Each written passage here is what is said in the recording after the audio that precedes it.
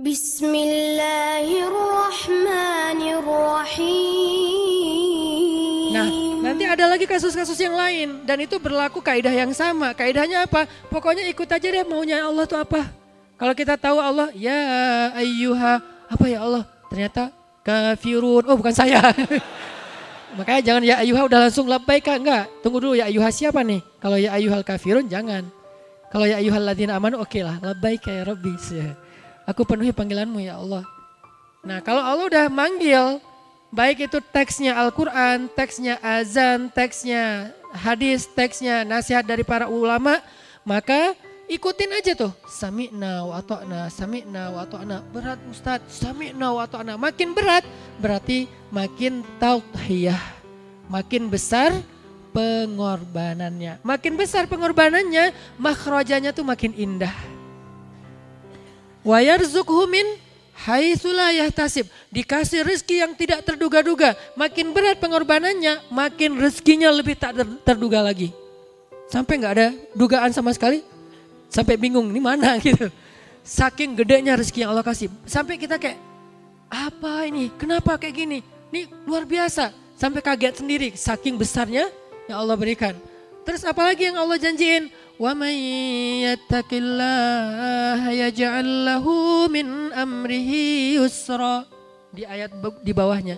Siapa yang bertakwa kepada Allah dengan pengorbanan-pengorbanannya, Allah jadikan segala urusannya jadi mudah. Makin besar pengorbanan, makin mudah hidupnya. Udah selesai? Belum. Wa may yattaqillaha وَمَنْ يَتَّقِ اللَّهَ يُكَفِّرْ عَنْهُ سَيِّئَاتِهِ وَيُعْظِمْ لَهُ أَجْرًا. Makin besar pengorbanannya, makin besar dosa yang Allah ampunkan untuk dia, dan makin besar kebaikan yang Allah sediakan di akhirat untuk dia. Ini Allah janjikan untuk orang yang bertakwa. Makanya erat banget hubungannya antara takwa dengan tauhiyah. Sehingga kalau kita hubungkan, kita ambil filosofinya, tauhiyah itu lagi belajar berkorban fisabilillah. Jadi adha, ibadah idul kurban adalah belajar korban, berkorban di jalan Allah. Ustaz, saya udah ngasih lebih dari itu, Ustaz, saya udah sedekah sekian ratus juta. Itu berapa sih sapi cuma 16 juta sekian misalnya? Bukan soal jenisnya, bukan soal berapanya, soal sami'na wa ata'na. Allah nyuruh kita untuk berkorban dengan hewan. Walaupun kalau kita baca sejarahnya, itu tadhiyah yang paling besar tuh yang dilakukan Nabi Ibrahim. Dan Nabi Ibrahim gak pernah tahu kalau nanti suatu saat Allah ganti dengan seekor sembelihan yang azim, yang besar. Gak ada Nabi Ibrahim, tenang aja Allah pasti ganti, saya yakin. Gak mungkin Allah tega sama saya, enggak. Bukan Nabi Ibrahim suuzon juga ke Allah, bukan juga. Tapi maksudnya ya gimana perintah ya udah ikutin aja. Enggak kepikiran juga di Nabi Ibrahim nanti Ismail, enggak lah ini enggak akan mungkin. Udah gua taruh aja misalnya pisaunya di leher Ismail. Pasti bentar lagi juga keluar tuh dari batu hewannya. Sambil taruh gini sambil ngelirik batu. Kok belum keluar ya? Enggak. Itu mah akal-akalan kita ya dalam ketaatan kita. Nabi Ibrahim tuh murni karena beliau orangnya hanif. Tahu enggak orang hanif itu artinya apa? Ya gitu. Nggak mikir macam-macam, nggak gampang suuzon, nggak licik, itu hanif tuh. Nggak polos juga, tapi maksudnya lurus gitu. Akal dan hati beliau itu nggak terkotori dengan wasawis, dengan zunun, dengan godaan, dengan prasangka, nggak ada sama sekali. Ya Allah perintahkan nyembelih anaknya, ya udah. Dzabahul walad, menyembelih anaknya. Wahai Ismail, dalam bahasa yang sangat sedih. Wahai anakku tersayang. Itu ngomongnya itu Ismail disuruh duduk di sebelah Ibrahim, diusap-usap kepalanya karena Ismail waktu itu masih kecil kan, diusap-usap kepalanya. Saya kebayang aja anak saya digituin, terus kayak anak saya taruh di pondok pesantren aja buat saya kayak berat banget gitu. Dulu waktu Aisyah kelas 1 SD, itu Umi mau naruh Aisyah di pesantren tahfiz di Kudus, lebih tepatnya Kudus, di Kudus. Ada pesantren tahfiz Kiai Arwani di sana. Kebenaran keluarga besar Umi masih ada hubungannya dengan Kiai di sana. Mau ditaruh di sana kelas 1 SD. Kan buat saya kan berat banget tuh. Tapi karena Umi maksa-maksa ya udah deh saya anterin naik mobil. Kita dari Bandung ke Kudus naik mobil. Pas sampai di sana kita malam tahajud biar besoknya ujian tes kelulusan gitu. Penerimaan siswa baru. Malam doa, Umi doa, saya doa. Umi doa, ya Allah mudah-mudahan besok Aisyah diterima. Saya, ya Allah mudah-mudahan ditolak. Kita sama-sama doa, tapi beda. Kenapa? Saya kayak gak rela gitu jauh dari anak. Karena saya senang banget dengan family life kayak gitu. Jalan, nongkrong bareng anak, ngapain pokoknya sederhana tapi kayak pokoknya bareng lah gitu. Jadi Umi doa-doa, nangis-nangis, ya Allah mudah-mudahan Aisyah bisa mondok di situ. Ya Allah please jangan mondok di situ. Terus alhamdulillah untuk kesekian kalinya besoknya Allah mengijabah doa saya. Aisyah pas dites gak mau bunyi. Padahal dia udah hafal juz 30 tapi dia gak mau bunyi. Kata ustadznya, Aisyah coba baca.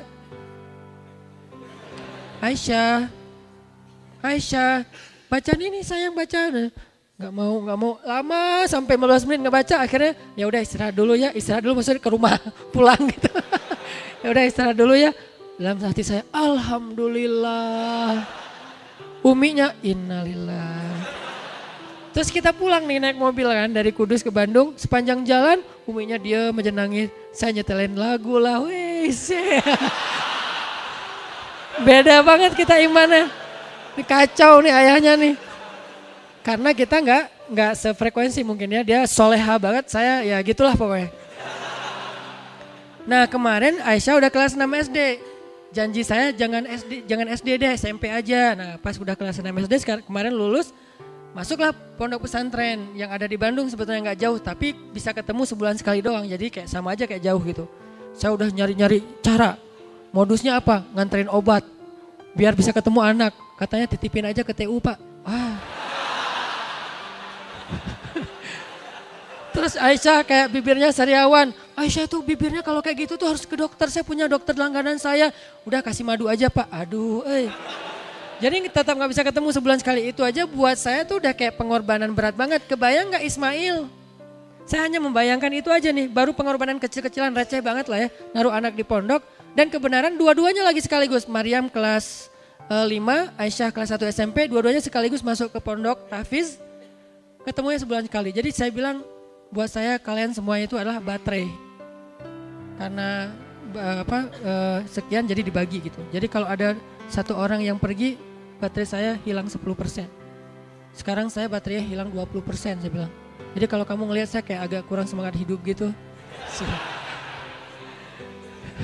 Itu karena baterai saya berkurang 20%. Gak bisa ngedownload yang berat-berat gitu kan karena kuotanya lagi terbatas.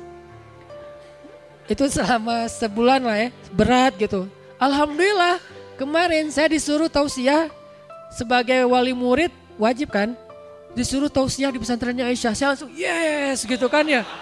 Wah tausiah kan bisa ketemu sama ustadznya. Ustadz kan saya tausiah ya.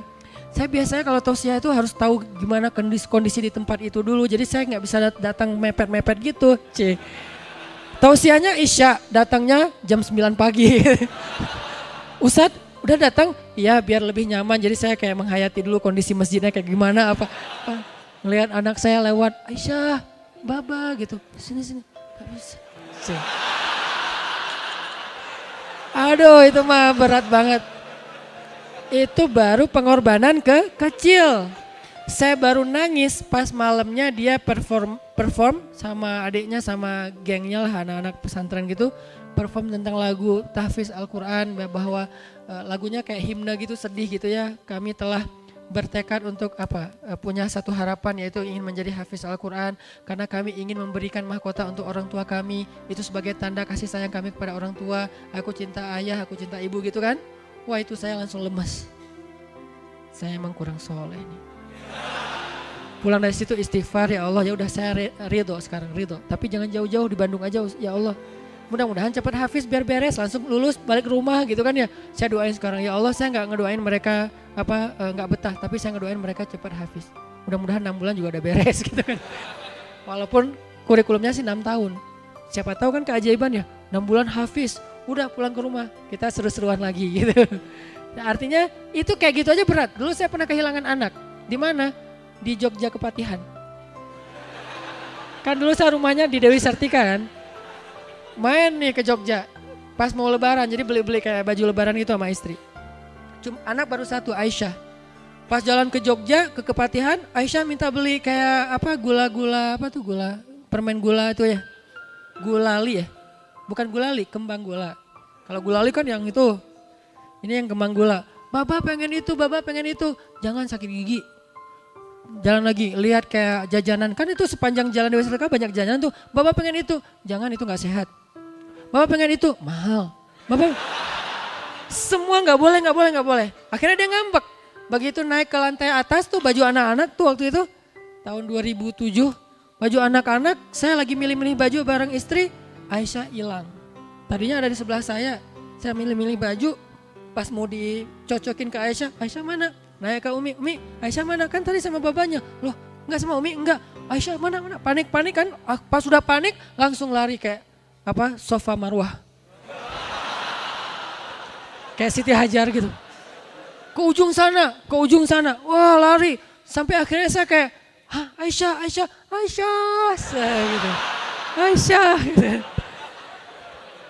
Aisyah.